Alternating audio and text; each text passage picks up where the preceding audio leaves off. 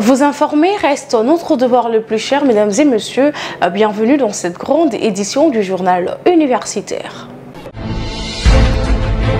Ouvrons cette édition par la cérémonie de défense du mémoire de master complémentaire par la docteure Francine Nassiamakito à l'école doctorale de l'Institut supérieur technique médical de Kinshasa le mercredi dernier. Un travail qui a porté sur l'opinion des kinésithérapeutes sur la prise en charge kinésithérapique de l'encéphalopathie chez les nouveau-nés aux cliniques universitaires de Kinshasa. Suivez ce reportage que vous propose Georges Ndilumbi.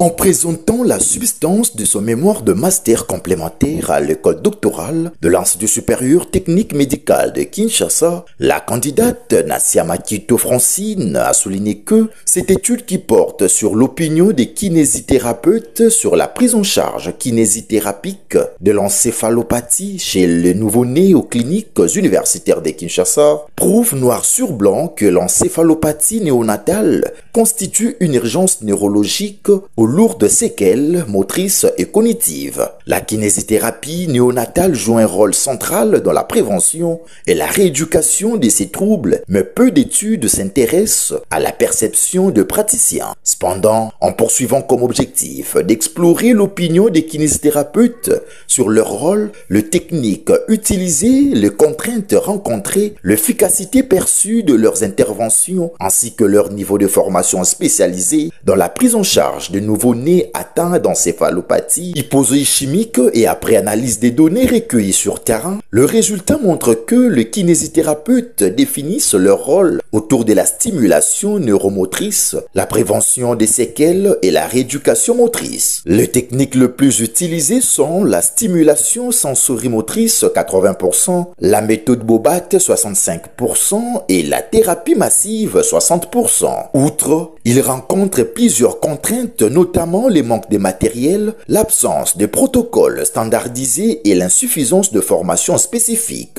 Pour conclure son allocution devant un jury composé des éminents professeurs et en présence de son conseiller principal, le patriarche professeur émérite Longo Mbenza et d'autres médecins venus pour la circonstance, l'impétrante Francine Nassiamakito, la première chercheuse à mener les études sur cette thématique en RDC, a souligné que, malgré des conditions difficiles, le kinésithérapeute manifeste un fort engagement professionnel, d'où la nécessité de renforcer la formation spécialisée, d'investir dans des équipements adaptés et d'utiliser le protocole pour améliorer la prise en charge de nouveau-nés à risque. Après son évaluation minutieuse, ce travail a été jugé recevable avec le vive félicitation du jury, tel qu'assensé ici par le professeur Foul Joseph Bodi Mabiala, médecin directeur des cliniques universitaires de Kinshasa et copromoteur du travail. C'est une fille très intelligente, très courageuse, entreprenante. Ces enfants qui naissent avec souffrance ont besoin d'être accompagnés immédiatement. Il y a déjà ce que nous faisons, mais ce n'est pas suffisant. Parce que ces enfants, certains gardent des séquelles neurologiques qui les rendent même invalides.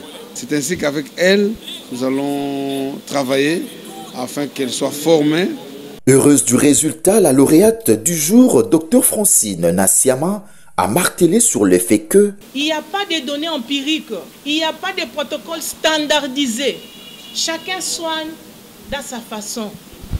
Nous voulons avoir des kinésithérapeutes spécialisés en pédiatrie, surtout néonatale, pour donner l'autonomie à ces enfants, pour améliorer aussi leur qualité de vie. Une ambiance bon enfant a sanctionné cette cérémonie. Restons à l'ISTEM Kinshasa pour parler du premier tour du concours d'admission de nouveaux candidats n'ayant pas obtenu 60% à l'examen d'État. Ces derniers ont mouillé le maillot, question de gagner les tickets pour leur intégration au sein de cet établissement pour l'année académique 2025-2026. Tonton Biongo pour les détails. C'est dans les soucis de respecter les directives académiques que le comité de gestion de l'Institut supérieur et technique médical de Kinshasa a organisé le premier tour du concours d'admission de nouveaux candidats désireux d'étudier au sein de cet établissement pour l'année académique 2025-2026. Pour la circonstance, le coordonnateur des inscriptions, chef des travaux Mokoko Momboyo, a profité de l'occasion pour passer un message d'encouragement aux candidats. En choisissant l'ISTEM-KIN, vous avez fait le pari de l'excellence, de la rigueur et de la compétence dans un domaine aussi noble que celui de sciences de santé. Et les études ne sont pas seulement un moyen d'acquisition de connaissances, elles sont la clé qui ouvre les portes de l'autonomie, de l'impact social et d'une intégration réussie dans la vie active, a-t-il déclaré. Les candidats ont été évalués sur 4 thématiques principales, le français, les sciences, la culture générale et les mathématiques. Ces épreuves qui visent à mesurer leur aptitude avant leur intégration dans la communauté estudiantine de l'ISTEM Kinshasa. Très émus par la qualité de l'organisation et le bon déroulement des épreuves, quelques candidats se sont exprimés avec enthousiasme. L'accueil à l'ISTEM était vraiment fantastique, tout se passe bien. Mon message adressé à tout le monde est qu'il faut venir car il est temps, les portes sont ouvertes, de venir faire l'inscription à l'ISTEM Kinshasa. Je tiens premièrement à inviter à toute personne qui n'a pas eu l'inscription ici à l'ISTEM Kinshasa. Je vous invite car tout est propre. Le choix ne dépend pas d'aujourd'hui, mais ça dépend aussi de l'avenir. Alors je tiens simplement à vous inviter pour votre avenir et il y a de l'enseignement. Tout est propre et vous allez vous sentir chez vous comme moi je me suis sentie chez moi. Il faut signaler qu'avant d'accéder aux salles, chaque candidat a vérifié son nom sur les listes officielles.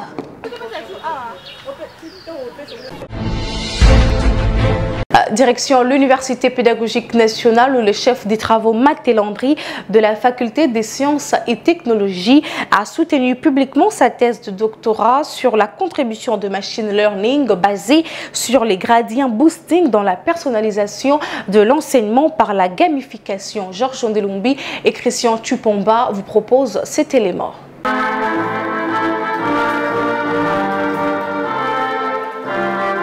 En soutenant publiquement sa thèse de doctorat sur la contribution des machine learning basée sur les gradients boosting dans la personnalisation de l'enseignement par la gamification, le chef des travaux Maté Landry de la faculté des sciences de l'UPN a stipulé que l'enseignement de la mathématique élémentaire au niveau primaire fait face à plusieurs défis pédagogiques. Dans le contexte étudié, il a été identifié des problèmes majeurs, notamment le manque d'assiduité des élèves au cours, le faible niveau général en mathématiques, la difficulté d'adaptation aux méthodes d'enseignement traditionnelles, la dépendance excessive aux encadrements à domicile générant de coûts supplémentaires, l'absence des modèles conceptuels généralisables pour l'apprentissage ludique, les manques des données adaptées à la matière ciblée ainsi que la difficulté pour les élèves d'évoluer dans des environnements sans jeu. Ces limites freinent l'efficacité des apprentissages et accentuent les inégalités entre apprenants. Pour résoudre ces problèmes, le travail préconise la solution selon laquelle un modèle numérique de jeu éducatif adaptatif fondé sur l'apprentissage automatique constituerait une réponse efficace. En particulier, son étude soutient que le gradient boosting, en raison de ses performances supérieures dans la classification supervisée et de son appui sur les arbres décisionnels, représente l'algorithme le plus approprié pour catégoriser les apprenants et adapter automatiquement les exercices à leur niveau afin d'assurer une intégration aisée dans un jeu éducatif. Au terme de l'évaluation du travail, la délibération du jury à huis clos, l'impétron a réussi avec mention la plus grande distinction. Voilà ce qui justifie son couronnement par le secrétaire général à la recherche de l'UPN. Au sortir de la salle, le nouveau docteur en sciences informatiques est revenu sur la quintessence de son travail. Par le moyen de la technologie. Il s'agit d'une ouverture de portes vers les technologies éducatives. Donc, nous préconisons donc désormais l'apprentissage en dehors des salles de classe à travers les logiciels.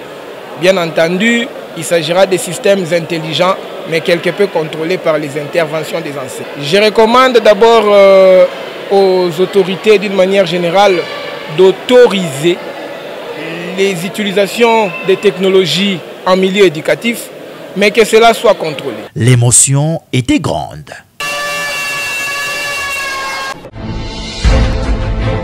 Toujours à l'Université pédagogique nationale, rôle des trypanosomes dans la persistance de la trypanosomose animale africaine dans 4 foyers de la partie ouest de la République démocratique du Congo. C'est le thème de la conférence débat organisée par la faculté de médecine vétérinaire de la dite université. Pour plus de détails, Christian Chipomba. La série de conférences mensuelles organisée par l'Université pédagogique nationale à travers sa faculté de médecine vétérinaire dirigée par le professeur Martin Kitambala continue son bonhomme de chemin. Pour ce vendredi 26 septembre 2025, ces scientifiques avérés et doués à la science ont échangé autour du rôle des trypanosomes dans la persistance de la trypanosomose animale africaine dans 4 foyers de la partie ouest de la RDC, une thématique qui a fait l'objet de la thèse de doctorat du conférencier du jour, professeur Mathieu Wilikabamba Mwamba, vice-doyen chargé de la recherche à la faculté de médecine vétérinaire de l'UPN. D'entrée de jeu, le professeur Martin Kitambala a donné le bien fondé de cette énième conférence. Aujourd'hui nous offre l'opportunité d'écouter la communication des professeurs, de partager l'expérience et de débattre l'idée qui contribueront à tous à l'enrichissement de notre savoir collectif. Puis, en présentant le résultat de sa recherche, l'orateur du jour a relevé que, en menant de recherches pendant 4 ans sur 1653 échantillons sanguins des bovins, caprins, ovins et porcins, dans le foyer de Mbanzangungu, Kinshasa, Mouchi et Massimanimba, en vue d'élucider la situation et d'y apporter une solution adéquate, il a été important d'identifier les espèces des trypanosomes circulant chez les animaux domestiques par la réaction des biologies moléculaires, déterminer le profil de virulence sur le modèle des souris avec 8 isolats des Trypanosoma congolenses forest qui ont été mis en évidence chez les bovins et les porcins de l'ouest de la RDC. En outre, la recherche des isolats des résistances des trypanosomes y a été menée sur le modèle de souris avec 8 isolats seuls. L'isolat d'Engili Brasserie a été résistant au chlorure d'isométamidium à la dose de 1 mg par kilo de poids vif et son seuil de résistance est limité à cette dose. Le résultat qui ont montré que la TA n'aurait aucune responsabilité sur les cas de mortalité et de morbidité diagnostiqués cliniquement comme tels dans la partie ouest de la RDC. Par ce travail, il est dit que la maladie est là, mais elle n'est pas trop pathogène. Par l'étude de virulence que nous avions effectuée, nous avons pu mettre en évidence 2 profils de virulence. Un profil de virulence faible et moyen. Il n'y avait pas de profil de virulence élevé qui ont été mis en évidence pour ce qui est de cette maladie.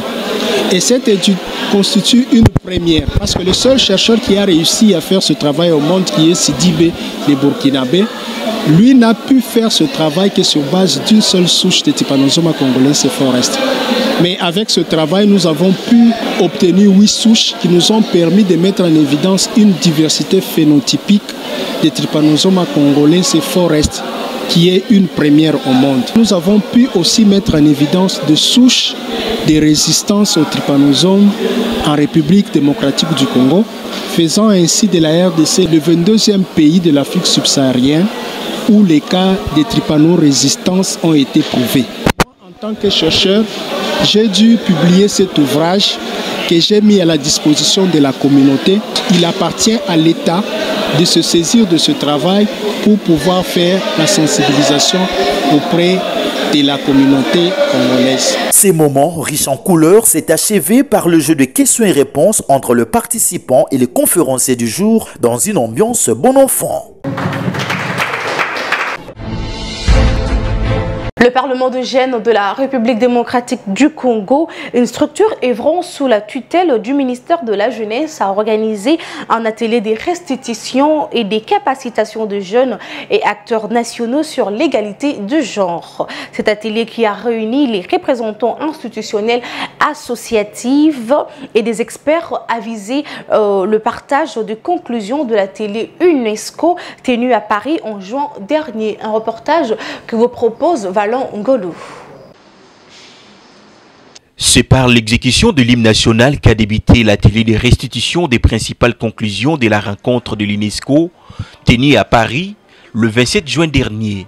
Le président national du Parlement de Gênes, l'ambassadeur Hissène Goïndala, y a pris part pour le compte de la RDC.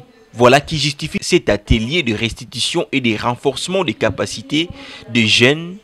Ce 30 septembre dernier, qui a connu la présence du représentant du ministre de la Jeunesse et Éveil patriotique en la personne de Joanny, conseiller en entrepreneuriat, ainsi que de l'appui de l'UNESCO, partenaire à cet atelier. Chers jeunes, en RDC, les défis sont nombreux, mais ils représentent aussi des opportunités. Votre rôle est stratégique. Vous êtes la voix d'une génération qui refuse la résignation et qui croit dans une société fondée sur la justice et l'inclusion. Vous portez une double responsabilité et une double chance. Celle de représenter vos concitoyens et celle d'incarner une nouvelle génération politique déterminée à faire bouger les lignes. Au nom de son Excellence, Madame la Ministre de la Jeunesse et de l'Éveil patriotique, je vous laisse avec cette conviction. La jeunesse congolaise est l'avenir de notre nation. Et cet avenir ne peut être solide et durable que si chaque jeune, fille ou garçon, marche avec confiance, liberté et dignité. Ensemble unis dans l'égalité et l'inclusion, nous construirons le Congo de demain. Hissène Goïndala s'est exprimé en ces mots. Il était question pour nous de faire la restitution de notre participation à un atelier qui a été organisé au mois de juin dernier, axé sur le renforcement des capacités des jeunes leaders, sur l'égalité des genres. Au nom de la redevabilité, il est important pour nous de réunir les jeunes leaders des différentes structures associatives afin de partager les expériences acquises et voir dans la mesure du possible et comment mettre en œuvre certains projets ou initiatives des jeunes cadrant avec la promotion de l'égalité des genres. Et aussi récolter différentes initiatives de jeunes congolais dans la promotion de l'égalité des genres. Et ces initiatives qui devront être présentées lors de la prochaine session ou du prochain atelier qui va se tenir en Chine l'année prochaine sur la question de la promotion de l'égalité et la participation des jeunes. Au-delà de la restitution, les échanges ont porté sur 4 axes principaux.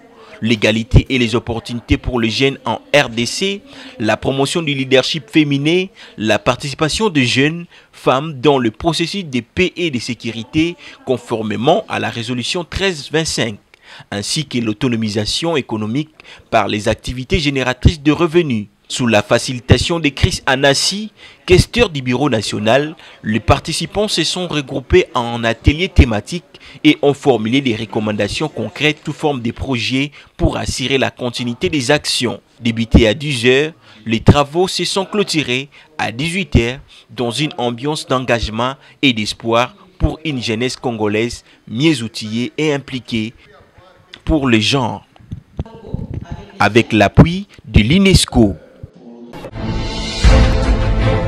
Suivez à présent l'intervention du Dr Zozo Makongabke sur le bien fondé de la modélisation et redynamisation de l'industrie d'ébénisterie en République démocratique du Congo, un sujet qui a fait l'objet de la soutenance publique de sa thèse de doctorat à l'Université pédagogique nationale quelques mois passés. Georges Ndelombi vous propose cet élément.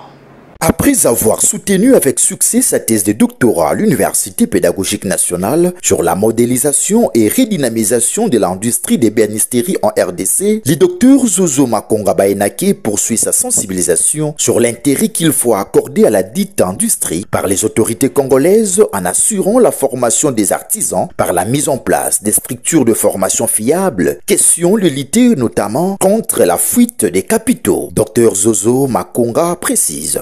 L'industrie des bénisteries, on voit l'industrie des meubles intérieurs d'une maison, c'est-à-dire tables, lits, chaises, garde-robe et consorts. Alors, qu'est-ce qui nous a poussé à aborder cette thèse-là? Il y a d'abord les soucis qui nous animent en tant que menuisier, parce que je tiens d'abord à rappeler que avant d'aborder les études supérieures, j'ai commencé par faire la menuiserie et bénisterie. J'ai été interpellé par l'afflux de meubles en bois importés sur le marché congolais.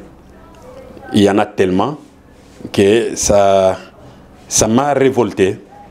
Je me suis dit, mais comment expliquer que dans une république, dans un État où dans la superficie de 2 345 410 km², couverte de 54% des forêts, nous nous complaisons d'importer les meubles en bois et qui viennent parfois même des pays désertiques. Alors je me suis dit non, il ne faut pas laisser cette situation perdurer parce que ça a une conséquence. Il y a la fuite des capitaux. En plus de la fuite des capitaux, il y a la menace de l'artisanat local. C'est ainsi que je m'étais résolu de travailler sur ce thème. Nous avons identifié deux causes majeures. Il y a d'abord ce que nous avons qualifié d'ailleurs de cercles vicieux. Il y a le premier cercle vicieux, c'est donc les meubles importés sont convoités parce que les meubles locaux ne sont pas compétitifs. Il y a ce que nous pouvons appeler les défauts de finition, parce que les consommateurs les accusent des défauts de finition, mauvais design, et c'est ce qui fait que non, ils ne veulent pas acheter ces meubles-là, ils préfèrent acheter les meubles importés. Et de leur côté, les producteurs, donc les artisans locaux, estiment que s'ils ne parviennent pas à produire les meubles de bonne qualité, c'est simplement parce qu'ils n'ont pas les matériels. Et pour avoir les matériels, il faut que les gens achètent leurs meubles pour qu'ils puissent s'approvisionner, qu'ils puissent s'équiper aussi. Donc il faut briser ce cercle vicieux. Et comment on va les briser? En faisant en sorte que ces artisans produisent les meubles de bonne qualité. Le deuxième cercle vicieux, c'est lequel nous nous sommes posé la question de savoir pourquoi les meubles ne sont pas compétitifs. Pourquoi les artisans locaux ne parviennent pas à produire les meubles de qualité. C'est là où nous sommes arrivés à constater qu'ils ne parviennent pas à produire les meubles de qualité parce qu'ils n'ont pas la formation requise. Vous allez vous rendre compte que la plupart de nos artisans, ce sont soit les autodidactes, soit les opportunistes. Et les gens qui n'ont pas la formation requise, pour preuve, il n'y a aucune institution supérieure en menuiserie et bénisterie. Ce qui fait que même ceux qui travaillent là, ils ont été formés par qui? Ils ont été formés par les gens, les autodidactes, qui se sont débrouillés dans la rue pour devenir aussi ce qu'on appelle communément les maîtres. Ok? Alors, quand ils n'ont pas la formation requise, ce n'est pas une raison qu'on puisse les rejeter. Parce qu'avec ce qu'ils ont comme formation, déjà, ils produisent ce qu'ils produisent. Mais malheureusement, ils ne peuvent pas faire plus parce qu'ils n'ont pas la formation. Parce que la menuiserie, ce n'est pas un métier hasardeux. Pour preuve, avant de concevoir un meuble, il faut d'abord faire les dessins techniques. Les dessins techniques, là, ça demande une certaine maîtrise des chiffres. Je peux vous assurer, monsieur le journaliste, que le métier d'ébéniste, c'est le meilleur des métiers, du moins pour ce qui concerne notre économie. Aujourd'hui, notre économie est beaucoup plus focalisée sur les minéraux, dans l'exploitation minière.